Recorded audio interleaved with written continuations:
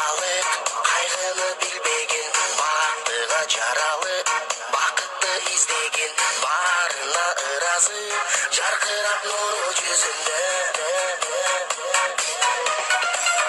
Бул күнү кабарын оюна илбеген, барына кызыгып билбесе ким деген, баш ийип аргасыз жарокер кара көзүнө.